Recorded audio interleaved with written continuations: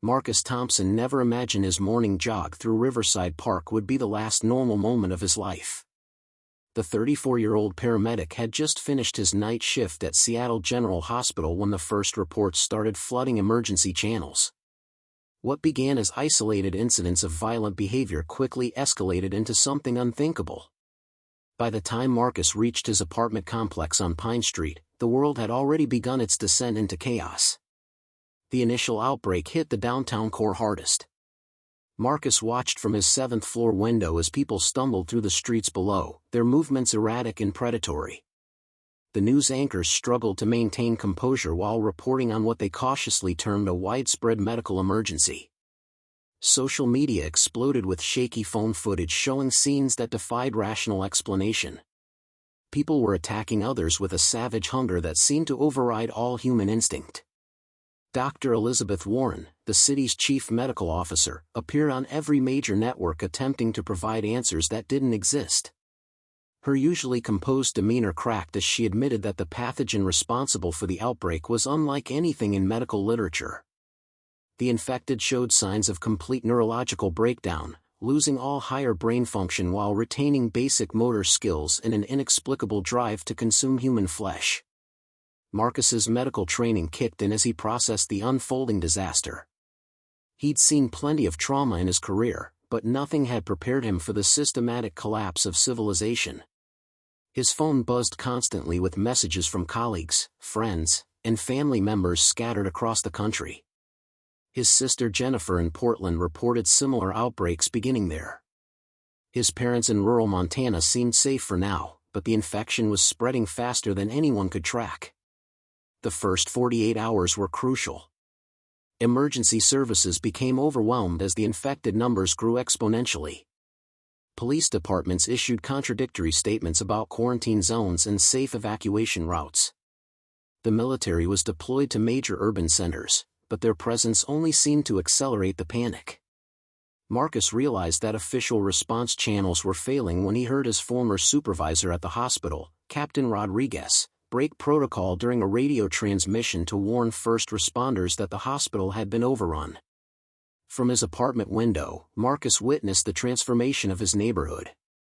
Mrs. Patterson from down the hall, who had always been kind to everyone in the building, emerged from the stairwell with blood covering her floral dress and a vacant, hungry expression. The young couple from 7B, David and Michelle, barricaded themselves in their unit, but their screams echoed through the building throughout the second night. By dawn, silence had replaced the sounds of human terror. Resource scarcity became apparent immediately. Store shelves emptied within hours as people hoarded whatever they could carry. Gas stations ran dry as everyone attempted to flee the city simultaneously. The power grid flickered intermittently before failing completely on the 3rd day. Water pressure dropped to nothing by the 4th day. Marcus rationed his emergency supplies carefully, knowing that venturing outside meant almost certain death. The infected showed disturbing patterns of behavior that contradicted everything Marcus knew about human physiology. They moved with purpose despite their apparent lack of consciousness. They seemed drawn to sound and movement but avoided certain areas for reasons that remained unclear. Most unsettling was their apparent ability to coordinate attacks, suggesting some primitive form of collective intelligence remained intact. Communication networks collapsed gradually. Cell towers failed one by one as maintenance crews abandoned their posts. Internet connectivity became sporadic before disappearing entirely. The last official government broadcast came from an undisclosed location, featuring President Hayes announcing the implementation of martial law and the establishment of federal safe zones. The transmission cut off mid-sentence, leaving only static. Marcus realized that survival would require abandoning everything he'd known about normal life. His medical skills might prove valuable, but only if he could find other survivors who weren't infected. The apartment building had become a tomb, filled with the groans and shuffling footsteps of former neighbors. He needed to move, but every exit route seemed compromised. The weight of witnessing civilization's collapse pressed down on him as he prepared for what might be his final attempt to escape the building. Outside, Seattle burned in sections while infected wandered through the smoke like living nightmares. Marcus gathered his limited supplies, checked his makeshift weapons, and said goodbye to the life he'd built. The world beyond his door was no longer governed by the rules of human society. Survival now depended on adapting to this new reality where yesterday's neighbors had become today's predators, and where every decision could mean the difference between life and joining the endless ranks of the walking dead. The stairwell reeked of decay and something else Marcus couldn't identify. Each step downward brought him closer to the infected that had once been his neighbors. He'd fashioned a spear from a mop handle and kitchen knife, hardly adequate against what waited below, but better than facing them empty-handed. Through the narrow window on each landing, he caught glimpses of the city's transformation. Smoke columns rose from dozens of fires while abandoned vehicles created maze-like obstacles throughout the streets. On the fourth floor, Marcus encountered Tommy Chen, a college student who'd been trapped in his dorm room for 6 days. The young man's eyes held the hollow look of someone who'd witnessed too much horror in too short a time. Tommy clutched a baseball bat with white knuckles and jumped at every sound. Together, they continued their descent, communicating only through gestures to avoid attracting attention from the infected scattered throughout the building. The lobby presented their first major obstacle. At least 8 infected individuals wandered aimlessly between overturned furniture and scattered belongings. Marcus recognized the building superintendent, Mr. Jackson, among them. The elderly man who'd always been quick with a joke now moved with the same predatory purpose as the others. His maintenance uniform was torn and stained with substances Marcus preferred not to identify. Tommy pointed toward the emergency exit, but Marcus shook his head. The infected were positioned in a way that made silent passage impossible. Instead, Marcus indicated the parking garage entrance. The underground route might offer better concealment, though it would mean traveling through complete darkness. Tommy nodded reluctantly, understanding that all their options carried significant risk. The parking garage descended into an abyss of shadows and echoing sounds. Their flashlight beams revealed abandoned cars with doors left open, personal belongings scattered across the concrete floor, and dark stains that could have been oil or something far worse. The infected seemed less active in the underground space, perhaps confused by the lack of natural light or the maze of vehicles that limited their movement.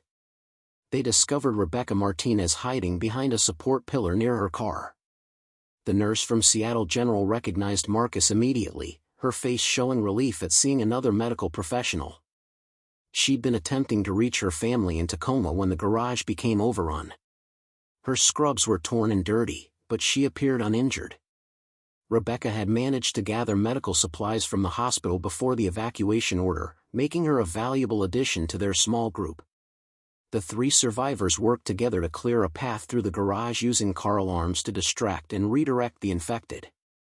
The strategy worked better than expected, drawing most of the creatures toward the opposite end of the underground space. They moved quickly but carefully, knowing that any mistake could trap them in the concrete tomb with dozens of infected individuals. Emerging from the garage into daylight revealed the full scope of Seattle's destruction. Entire city blocks showed signs of intense fighting. Military vehicles sat abandoned alongside civilian cars, their contents long since scavenged or destroyed. Bodies lay scattered throughout the streets, some showing signs of infection while others appeared to have died from conventional injuries. The smell of death hung heavy in the air, mixed with smoke from continuing fires. Rebecca proved invaluable in identifying which bodies posed ongoing threats. Her nursing experience allowed her to quickly assess whether victims had been infected or killed by other means. This knowledge became crucial as they navigated through the urban wasteland, avoiding areas where infected might be concealed among the deceased. They encountered their first living humans near the waterfront. A family of 4 had barricaded themselves inside a tourist shop, using merchandise displays to block the windows and entrances. The father, William Patterson, emerged cautiously when he recognized Rebecca from the hospital where his wife had given birth months earlier. His wife Sarah held their infant daughter while their 7-year-old son James clung to her side. The Patterson family had witnessed the initial outbreak from their hotel room and managed to reach the shop before the streets became completely overrun.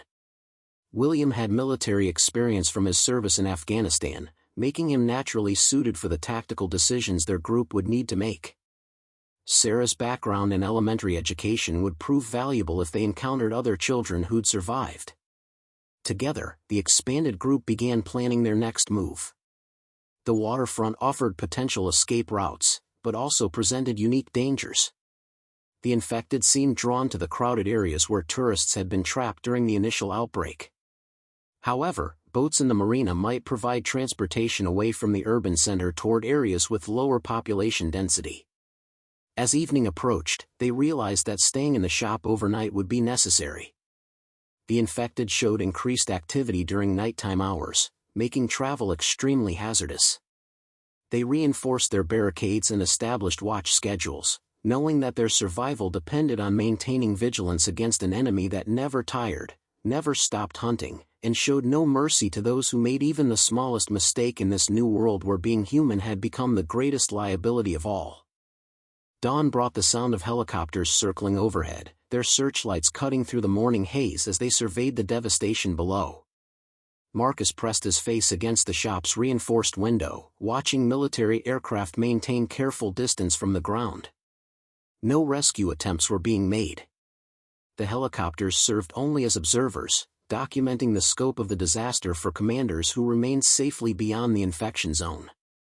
William Patterson studied the aircraft through binoculars he'd found among the shop's camping supplies. His military training allowed him to identify the models and estimate their capabilities. The helicopters were conducting reconnaissance missions, not search and rescue operations. This meant the government had written off Seattle and its survivors, focusing instead on containing the outbreak within the city limits. The group spent the morning inventorying their resources and planning their escape from the urban center.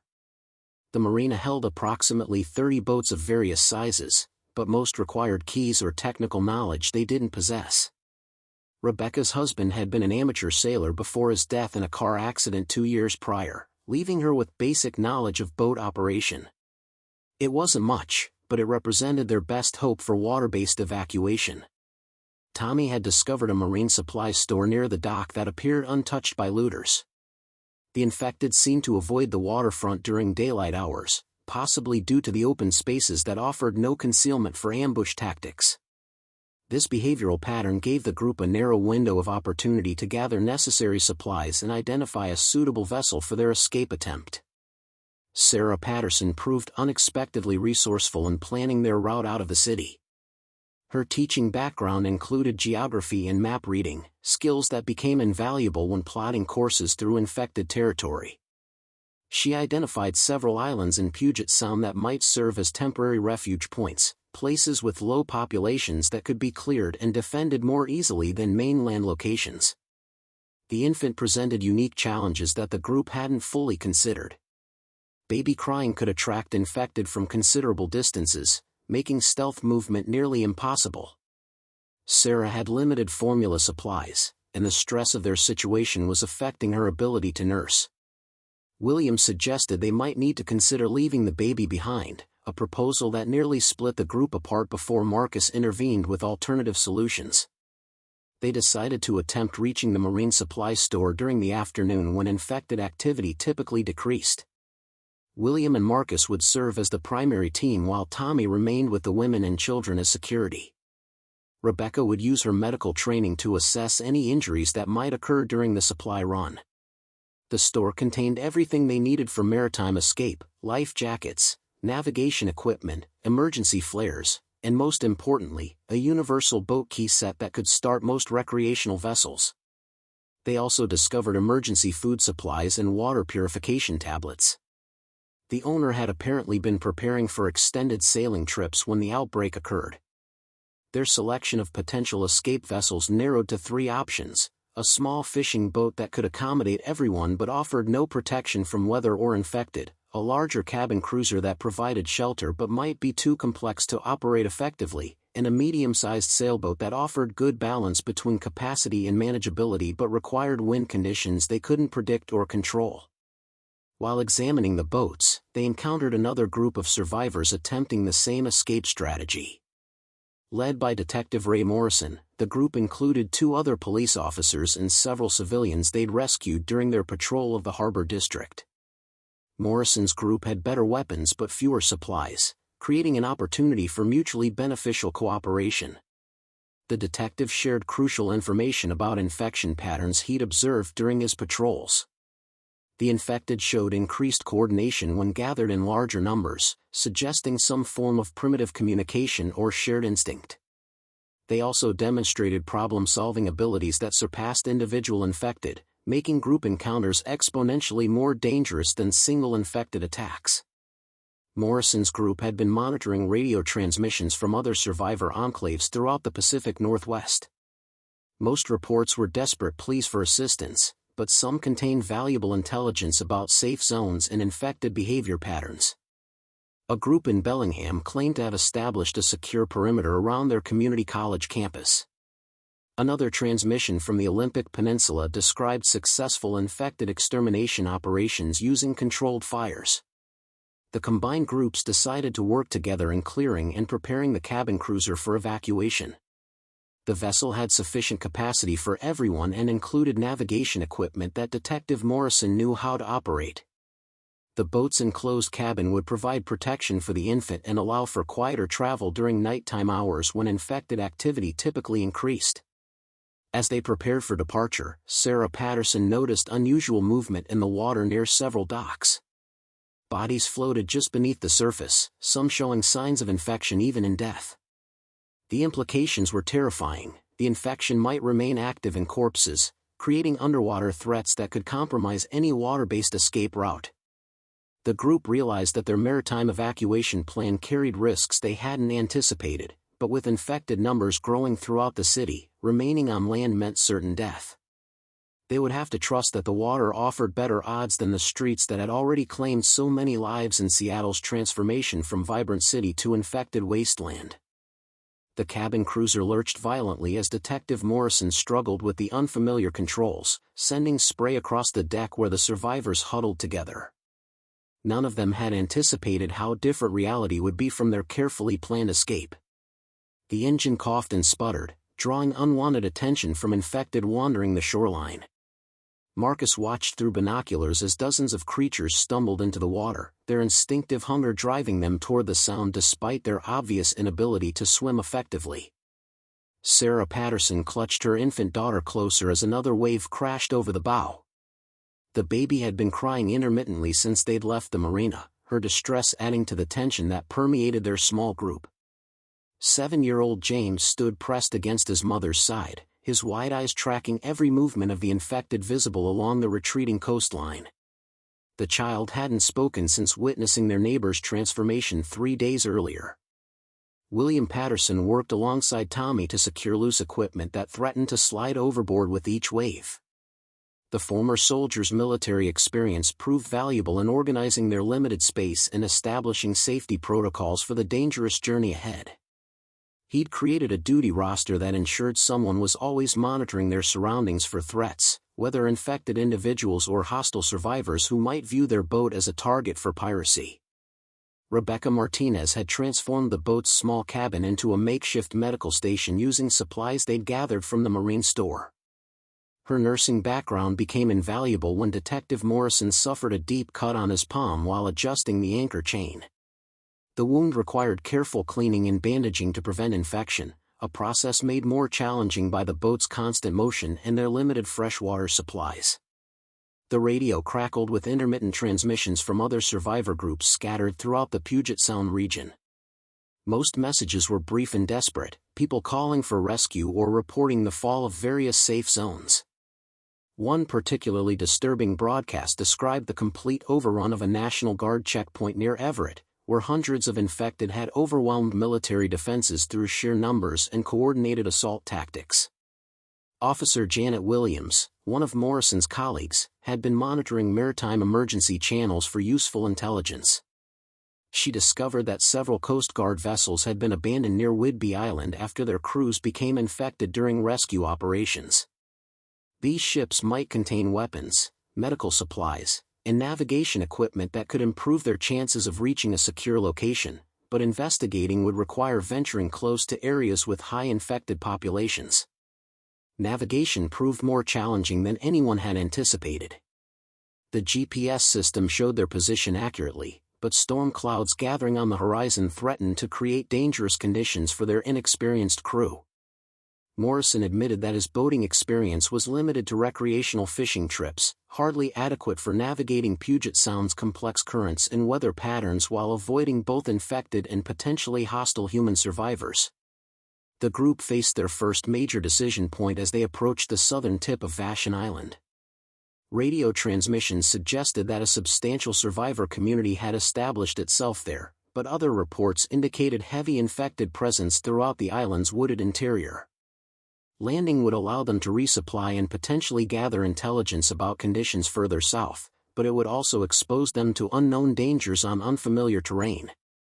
Tommy advocated for bypassing the island entirely and continuing toward the Olympic Peninsula, where population density was lower and infected numbers presumably smaller. His college geography courses had covered the region extensively, and he believed they could find isolated coastal communities that might have successfully defended against the initial outbreak. However, their fuel supplies were insufficient for such an extended journey without refueling opportunities. Officer David Park, Morrison's other colleague, had been studying their tactical situation with the methodical approach of someone accustomed to threat assessment. He pointed out that their group lacked the weapons and training necessary for sustained combat against large infected populations. Their best strategy involved avoiding confrontation entirely, which meant seeking refuge in locations that were naturally defensible and had low pre-outbreak populations. The approaching storm system forced their hand regarding the Vashon Island decision. Morrison struggled to maintain control of the boat as wind speeds increased and waves grew larger. The cabin cruiser wasn't designed for rough weather operations, and they needed shelter before conditions deteriorated further. Sarah's infant had begun showing signs of seasickness, adding medical concerns to their growing list of immediate problems. As they approached the island's eastern shore, they spotted smoke rising from several locations inland. The smoke could indicate survivor campfires, infected-related fires, or the remnants of structures that had burned during the initial chaos. Rebecca suggested they approach cautiously and observe the area for signs of recent human activity before committing to a landing site. Through binoculars, Marcus identified what appeared to be a small marina with several boats still moored at the dock. The facility looked abandoned but structurally intact, suggesting it might provide temporary shelter while they assessed the island's current situation. More importantly, fuel pumps were visible near the dock, potentially solving their most pressing logistical problem if the underground tanks remained accessible and uncontaminated. The decision to land at Vashon Island would determine their immediate survival prospects and potentially their long-term fate in this transformed world where every choice carried life or death consequences for 7 people who had found each other in the ruins of their former lives, now bound together by the shared goal of staying human in a world increasingly dominated by creatures that had once been their neighbors, friends, and family members. The marina's dock creaked ominously under their weight as the survivors secured their boat and began unloading essential supplies. Marcus noted the eerie silence that surrounded the facility, broken only by the gentle lapping of waves against the hulls of abandoned vessels. Several boats showed signs of hasty departure, with personal belongings scattered across their decks and cabin doors left hanging open. The absence of bodies was somehow more unsettling than finding evidence of violence would have been. Detective Morrison took point as they approached the marina's main building, his service weapon drawn and ready. The glass doors had been shattered from the inside, suggesting someone had been trying to escape rather than break in. Bloodstains on the concrete indicated violence had occurred here, but the lack of infected presence suggested the area had been cleared or abandoned for some time. Inside the marina office, they discovered evidence of organized evacuation efforts. A whiteboard contained lists of names and boat assignments, indicating that the facility's manager had attempted to coordinate refugee transport during the outbreak's early stages. Rebecca found medical supplies in a first aid station that had been partially raided but still contained valuable items including antibiotics and pain medication. Tommy located the fuel system controls and determined that the underground storage tanks still contained gasoline and diesel fuel. The electric pumps were non-functional due to power grid failure, but manual pumping equipment was available in the maintenance shop. William Patterson's military experience proved valuable in operating the hand pump system, though the process would be physically demanding and time-consuming. While the men worked on refueling their boat, Sarah Patterson explored the marina's small convenience store with Officer Williams. They found canned goods, bottled water, and baby formula that would extend their supplies significantly. More importantly, Sarah discovered a detailed nautical chart of Puget Sound that showed water depths, navigation hazards, and coastal features that could prove crucial for their continued survival. The discovery of a working radio in the harbor master's office provided their first comprehensive intelligence about regional conditions. Officer Park monitored emergency frequencies while recording important information about survivor enclaves, infected hotspots, and government response efforts. The news was uniformly grim. Seattle had been completely abandoned by federal forces, and infected populations were spreading rapidly throughout western Washington. One transmission particularly caught their attention. A group calling themselves the Sound Survivors had established a fortified position on Anderson Island, approximately 15 miles south of their current location. The broadcast indicated they had successfully cleared the island of infected and were accepting new members who could contribute useful skills to their community. The offer seemed genuine, but Detective Morrison remained skeptical about trusting unknown groups in desperate circumstances. As evening approached, they faced another critical decision. The marina offered relative security for overnight shelter, but staying meant risking discovery by infected or hostile humans who might be drawn to the area. The alternative involved navigating unfamiliar waters in darkness, a dangerous proposition given their limited sailing experience and the unpredictable weather conditions. The decision was made for them when Tommy spotted movement in the tree line beyond the marina's parking area.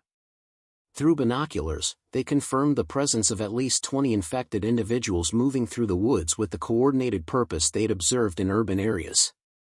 The creatures seemed to be following a specific path, possibly drawn by some stimulus the survivors couldn't identify. William Patterson quickly organized their defensive preparations while Morrison established communication protocols with the boat. They would maintain radio silence except for emergency situations, using hand signals for coordination. Rebecca prepared medical supplies for potential casualties, while Sarah secured the children in the most protected area of the marina office. The infected emerged from the woods as the sun began setting, their movements becoming more aggressive and purposeful in the failing light.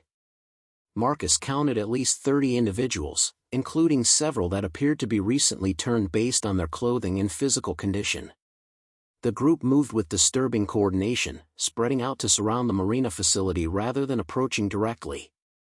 Officer Williams identified what appeared to be a leader among the infected, a tall figure wearing the remnants of a Coast Guard uniform who seemed to direct the others' movements through gestures and positioning.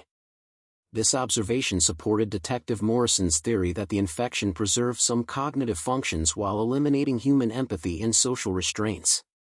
The siege began with probing attacks designed to test the survivors' defenses and identify weak points in the marina's perimeter.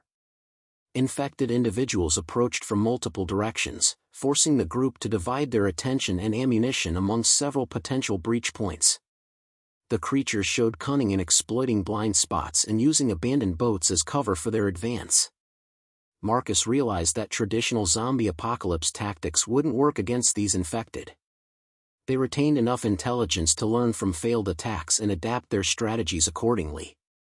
The group's small arms fire was effective but limited by ammunition constraints, and the infected seemed willing to accept casualties to achieve their objective of reaching the living humans inside the marina building. The battle for the marina continued through the night, with infected waves testing different approaches while the survivors struggled to maintain their defensive positions. Sarah's infant crying attracted additional infected from the surrounding area, increasing their numbers and making the situation increasingly desperate. By dawn, the survivors faced a choice between fighting to the death in their current position or attempting a dangerous escape through infected-controlled territory to reach their boat and continue their search for safety in a world where being human had become both a blessing and a curse that marked them for destruction by creatures that had once shared their humanity before losing everything that made life worth preserving. The morning sun revealed the true scope of their predicament as Marcus counted nearly 50 infected surrounding the marina building. The creatures had used the darkness to position themselves strategically, cutting off all land-based escape routes while maintaining clear sight lines to their boat moored at the dock. Detective Morrison's ammunition count was running dangerously low, and several windows had been compromised during the night's defensive fighting. Officer Williams had suffered a deep laceration on her forearm when infected broke through the office's rear window around midnight. Rebecca's medical attention had stopped the bleeding and prevented infection, but the wound limited the officer's combat effectiveness. Meanwhile, Tommy had proven surprisingly capable with the hunting rifle they'd found in the marina's sporting goods section, his college trap shooting experience translating well to their current deadly circumstances. The infected showed signs of coordinated planning that contradicted everything the survivors thought they knew about the pathogen's effects on cognitive function.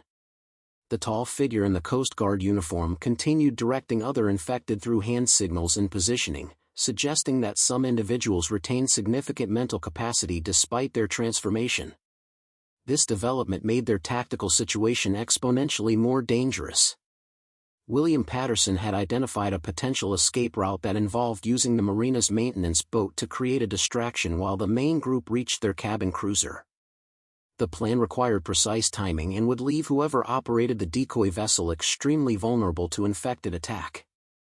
The former soldier volunteered for the suicide mission, but Detective Morrison insisted they explore alternatives before resorting to such desperate measures. Sarah Patterson's geographical knowledge proved invaluable in planning their next move. She'd identified a series of small islands between their current position and Anderson Island that could serve as stepping stones, allowing them to travel in shorter segments while avoiding large infected populations. The route would require careful navigation in favorable weather, but it offered better odds than attempting to fight through the creatures surrounding the marina.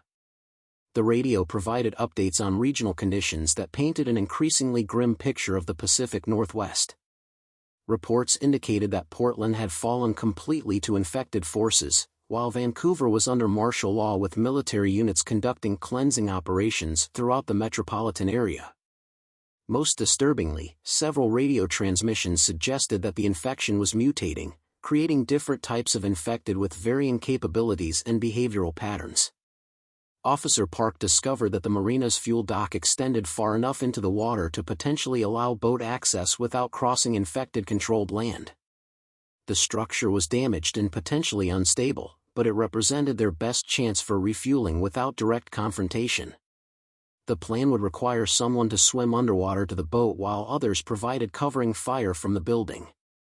As they prepared for the dangerous fuel retrieval mission, they heard helicopter engines approaching from the south.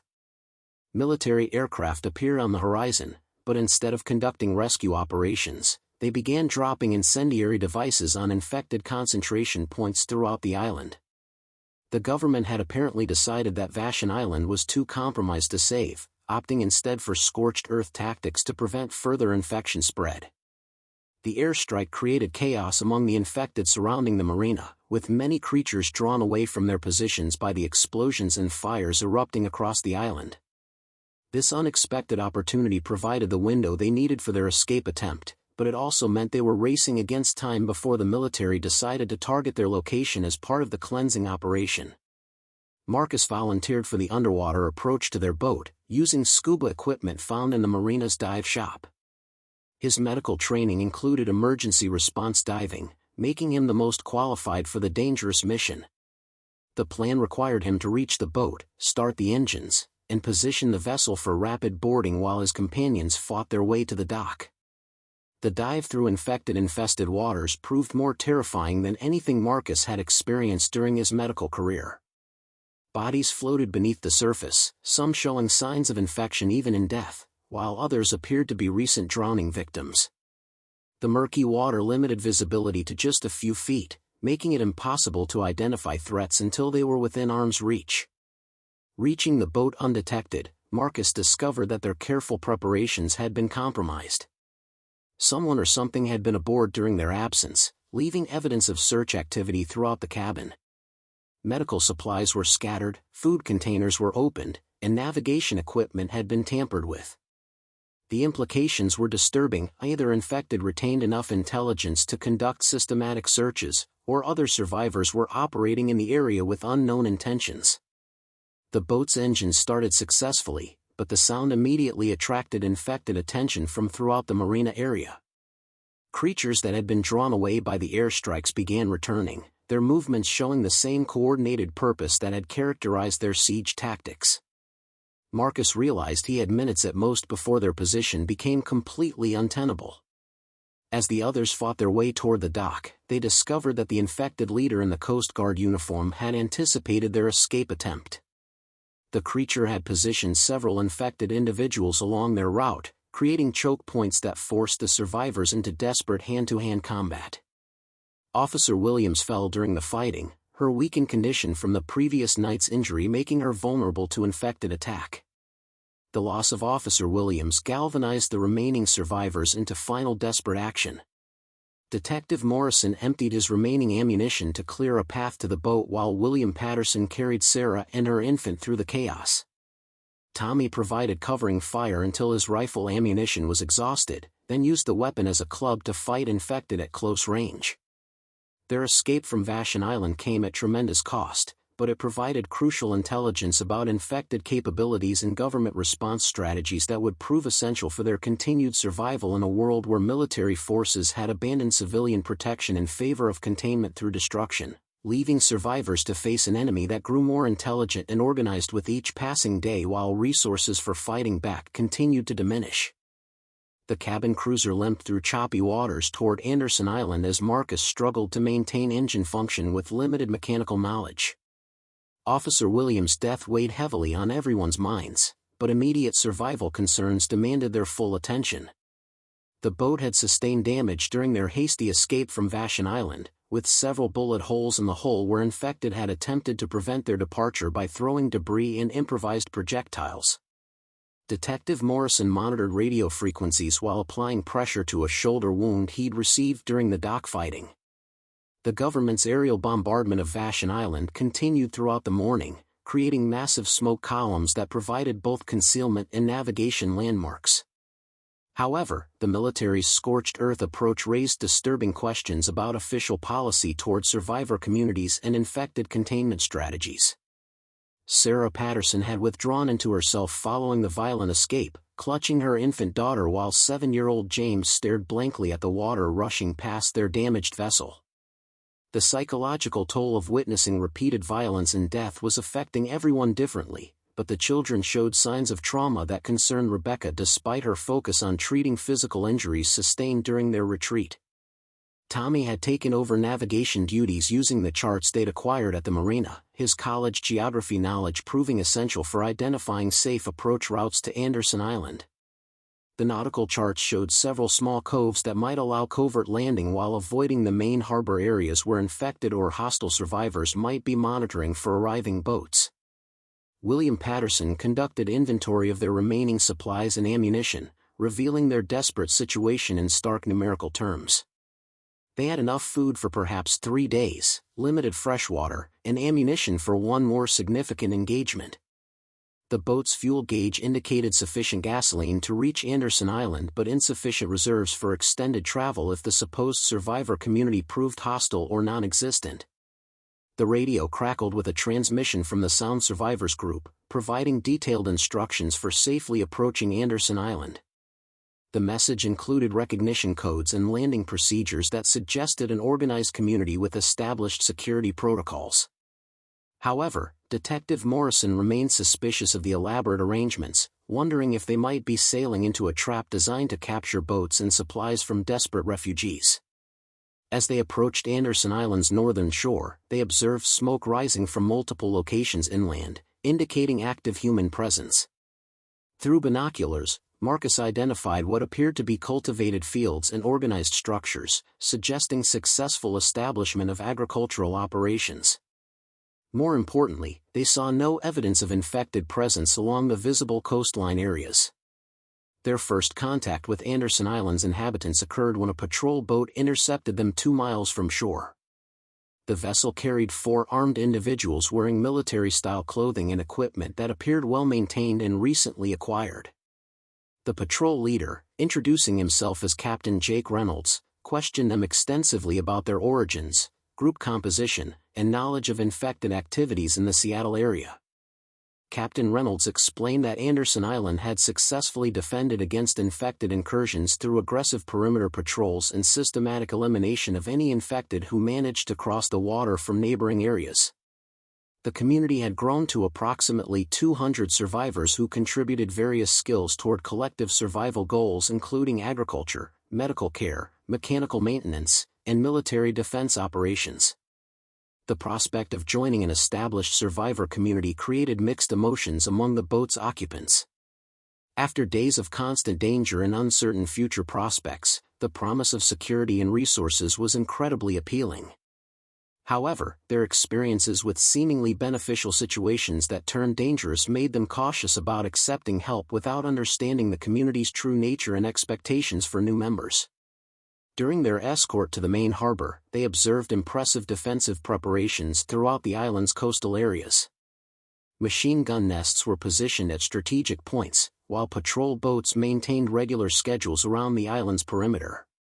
Gardens and livestock pens were visible near residential areas, indicating successful transition from emergency survival to sustainable community development. The harbor itself bustled with activity that contrasted sharply with the abandoned facilities they'd encountered elsewhere. Dozens of boats ranging from small fishing vessels to large pleasure craft were moored at expanded dock facilities. People worked openly without the constant vigilance required in infected territory, children played near the water, and normal human social interactions were taking place for the first time the survivors had witnessed since the outbreak began. Captain Reynolds conducted them to a processing center where newcomers were interviewed, medical examination conducted, and housing assignments made based on available skills and community needs. The facility's organization and efficiency impressed Marcus, who recognized signs of competent leadership and successful adaptation to post-outbreak conditions. However, the military-style structure also raised questions about personal freedom and decision-making autonomy within the community. Rebecca's nursing background immediately attracted attention from community leaders who desperately needed additional medical personnel. The island's small hospital was overwhelmed with treating injuries from infected encounters, construction accidents, and medical conditions that had developed without access to modern healthcare resources. Her integration into community life would likely be smooth and valued. Detective Morrison's law enforcement experience was similarly welcomed by security personnel responsible for maintaining order within the community and defending against external threats. However, his questioning about community governance, legal procedures, and individual rights received evasive responses that suggested Anderson Island operated under different rules than traditional civil society. The most disturbing revelation came during their orientation session when community leaders explained their policy toward infected individuals. Any person showing signs of infection was immediately executed without exception, regardless of circumstances or relationships within the community. They had also implemented strict quarantine procedures for newcomers that resembled imprisonment more than medical precaution, raising concerns about what would happen if community leaders decided they posed threats to established order in this new world where survival often required abandoning the moral principles that had once defined their humanity. 3 weeks into their residency on Anderson Island, Marcus had begun to understand the complex social dynamics that govern the survivor community. The apparent paradise they discovered carried hidden costs that weren't immediately obvious to desperate refugees seeking safety. Captain Reynolds and his inner circle maintained control through a combination of essential services, strategic resource distribution, and the ever-present threat of expulsion back into infected territory for those who questioned community policies. Rebecca had integrated well into the medical staff, her nursing skills proving invaluable in treating everything from infected bite wounds to construction injuries sustained during the community's expansion projects. However, she'd confided to Marcus about disturbing policies regarding medical resource allocation. Elderly community members and those with chronic conditions received limited treatment, with resources prioritized for younger, more productive individuals who could contribute to collective survival efforts. Detective Morrison's integration into the security force had provided concerning insights into the community's external operations. Regular patrols ventured to nearby islands and mainland coastal areas, ostensibly for supply gathering and infected elimination. However, Morrison suspected these expeditions also involved acquiring resources from other survivor groups through methods that weren't entirely voluntary or ethical. Tommy had found his place among the community's technical specialists, using his college engineering knowledge to maintain generators, water purification systems, and communication equipment. The young man seemed content with his role, but Marcus noticed he avoided discussing certain aspects of his work, particularly projects involving surveillance equipment and defensive installations that seemed designed to monitor community members as much as external threats. The Patterson family faced the most difficult adjustment to community life. William S. Retriage continued. The Patterson family faced the most difficult adjustment to community life. William's military background should have made him valuable to the security forces, but his questions about community governance and individual rights had marked him as potentially subversive. Sarah's teaching skills were welcomed in the community school, but she struggled with curriculum requirements that emphasized absolute loyalty to community leadership over critical thinking and individual development. 7-year-old James had begun showing signs of behavioral problems that concerned both parents.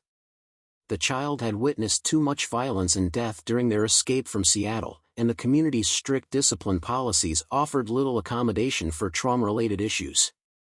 Meanwhile, Sarah's infant daughter required medical attention that stretched the community's limited pediatric resources, creating tension with other families who felt their children's needs were being neglected. Marcus discovered that Anderson Island's success came at the cost of harsh pragmatism that often contradicted basic human decency.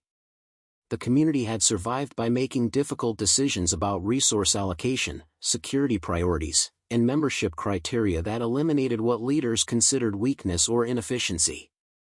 Elderly survivors who couldn't contribute productive labor were quietly relocated to minimal housing with reduced food rations, effectively shortening their remaining lifespans. The island's agricultural success was built on a labor system that resembled indentured servitude more than voluntary cooperation. Newcomers were assigned work details with quotas that determined their housing quality, food allocation, and social privileges within the community. Those who failed to meet productivity standards faced punishment details or potential expulsion, creating constant pressure to prioritize community needs over personal well-being or family relationships. Captain Reynolds had established himself as the island's undisputed leader through a combination of charismatic leadership and strategic elimination of potential rivals. Marcus learned that several early community members had been expelled or had met with accidents when they challenged Reynolds' authority or proposed alternative governance structures. The captain maintained power by controlling access to weapons, communication equipment, and boat transportation off the island. The community's treatment of infected individuals extended beyond immediate execution to disturbing experimentation. Reynolds had authorized medical personnel to conduct research on captured infected, attempting to understand the pathogen's mechanisms and develop potential treatments or weapons. These experiments violated every medical ethics principle Marcus had learned during his career, but questioning the research program meant risking expulsion from the community's relative safety. Detective Morrison had identified several concerning patterns in the community's expansion activities. Supply raids on other survivor groups were becoming more frequent and aggressive, with Reynolds justifying these actions as necessary for community survival. However, the raids often targeted groups that posed no threat to Anderson Island, suggesting they were motivated by resource acquisition rather than defensive necessity. The community's children were being indoctrinated with loyalty principles that resembled cult programming more than education. Sarah had witnessed classes where children were taught to report on their parents' conversations and activities, creating an atmosphere of surveillance and mistrust that extended into family relationships. The long-term psychological effects of this environment concerned her deeply, but expressing these concerns could result in her family's expulsion. Marcus faced a critical decision when he discovered that community leaders were planning a major operation against a group of survivors who had established themselves on nearby Blake Island. Intelligence reports indicated that Blake Island's community consisted primarily of families with children, elderly individuals, and disabled persons who posed no military threat to Anderson Island. The planned attack was purely acquisitive, designed to capture resources and potentially suitable individuals for integration into Reynolds' community. The moral implications of remaining silent about the planned attack weighed heavily on Marcus's conscience. His medical oath required him to protect life and prevent harm, but warning Blake Island's inhabitants would certainly result in his expulsion and probable death for his companions. The choice between personal survival and ethical responsibility had become a defining challenge in this new world where traditional moral frameworks often conflicted with immediate survival necessities. Rebecca approached Marcus with information that complicated their situation further. She had discovered that several community members were secretly planning resistance against Reynolds' increasingly authoritarian leadership. The group included original island residents who remembered more democratic decision-making processes before the captain's rise to power. However, joining a resistance movement meant risking everything they had gained through their integration into the community. As winter approached, bringing shorter days and more challenging weather conditions, Marcus realized that their choices would determine not only their immediate survival but also what kind of people they would become in this transformed world.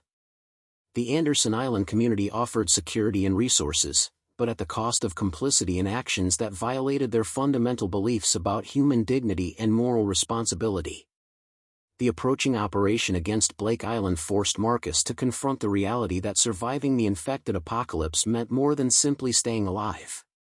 It required making decisions about what aspects of humanity were worth preserving and what compromises were acceptable in the name of survival. The choices made in the coming days would determine whether they emerged from this crisis as better people who had maintained their moral principles under extreme pressure, or as individuals who had sacrificed their humanity to survive in a world where being human had become both a precious gift and a dangerous liability that marked them for destruction by creatures that had once shared their capacity for both love and cruelty in equal measure. Retriclawed can make mistakes. Please double-check responses.